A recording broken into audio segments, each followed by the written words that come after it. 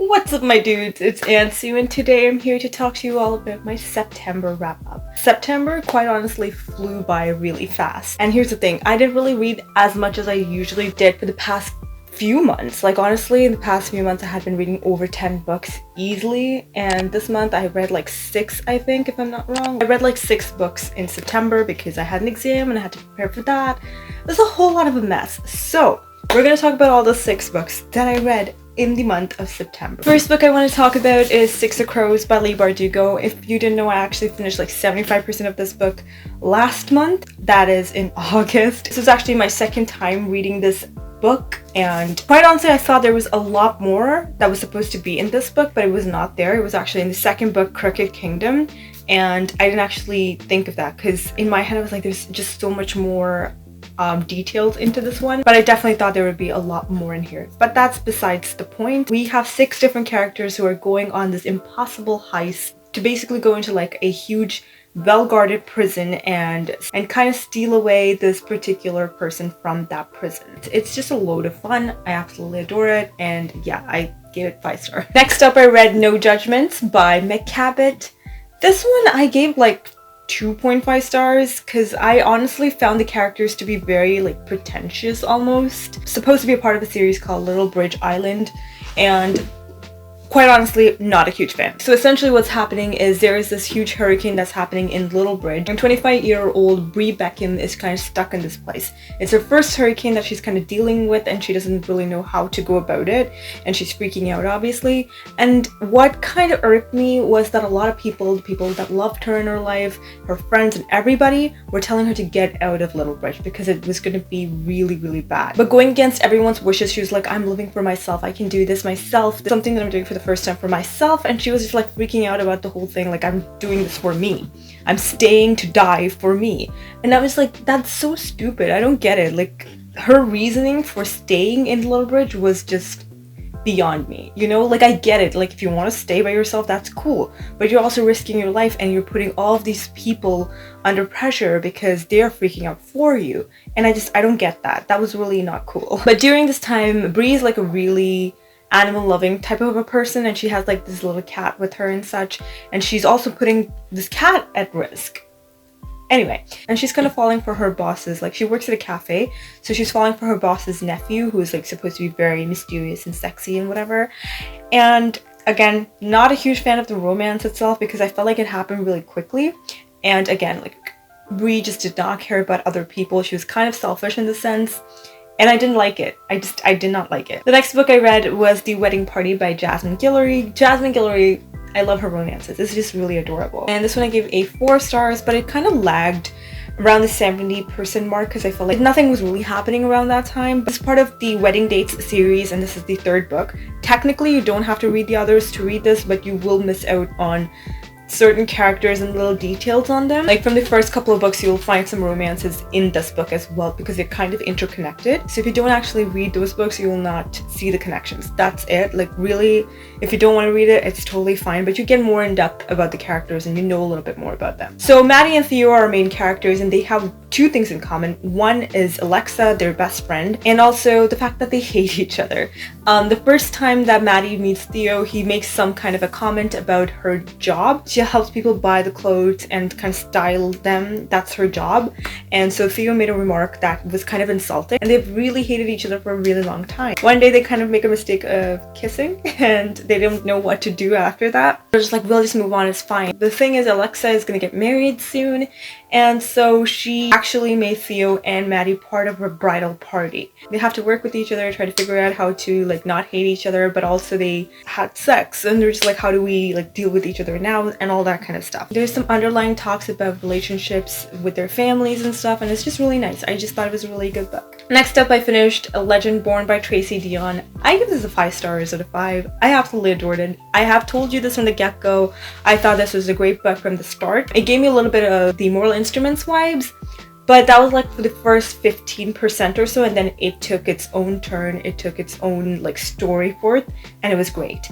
I have to say though, in the middle, like I think like around the 80% mark, I felt like it was dragging a little bit, but even though that happened, overall the book was just really good. So we have our main character Brie Matthews, who is a high school student going into college. When she was 16, her mother dies in a car crash, and she kind of wants to forget everything that has happened in her family and her family home, and she leaves to go to this university. Once in the university, she finds like flying demons and stuff, and people were trying to erase other people's memories. So these people called Merlin were essentially erasing the memory of regular people.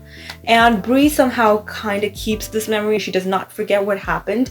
And this led to her kind of remembering things that happened with her mother. So on the day that her mother died, her memory was also erased. So Bree is really confused. Like, she knows that something happened, but she does not know what exactly happens. So she knows that there's more to her mother's death than just, you know, just a car crash. So Bree is trying really hard to kind of figure out what's going on, like what happened to her mother, and try to get down to the mystery of it. So down the line, she recruits this guy named Nick, who is part of Legendborn. And Legendborn are these people who are kind of like shadow hunters from the more Leinstermans. They hunt down demons, but they're not as good as they want to seem. There's a lot more darkness behind the scenes that's happening. So she recruits Nick, who is an ex-Legendborn, like he quit being a Legendborn, and she's kind of joining the society to figure out what happened to her mother. But there's a lot of things that she has to do. Like, she has to compete in this whole thing to protect Nick, essentially, who is the descendant of King Arthur. There's a lot of fighting, there's a lot of action, there's a lot of raw emotions.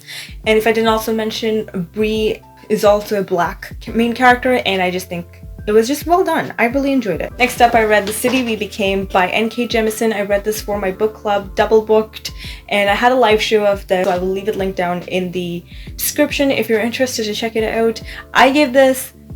Initially, I gave this a 4.5 stars, but I was talking on the live show and Rachel came through.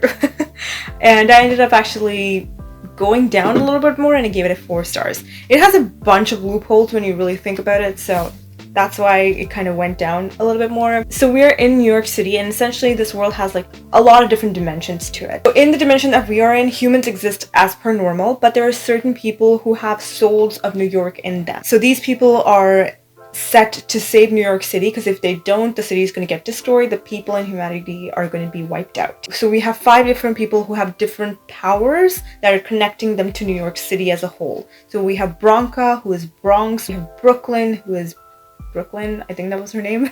Aislinn, who is Staten Island. Manny, who's Manhattan. And we also have Queens. We have these 5 different characters who come from different races as well. Queens is actually South Indian. We have black main characters, we have Hispanic main characters, and it's all like a jumble of different types of characters, and the variety of different people that we have in here is just really great. I love that there's so much diversity in here. There's even a transgender character in the beginning of the book, and I just thought it was really nice, right? It was just really nicely woven into the book. Really enjoyed that part as well. But overall, I just felt like things happened for the sake of it. Like, it was just very coincidental, or it just fell right into place.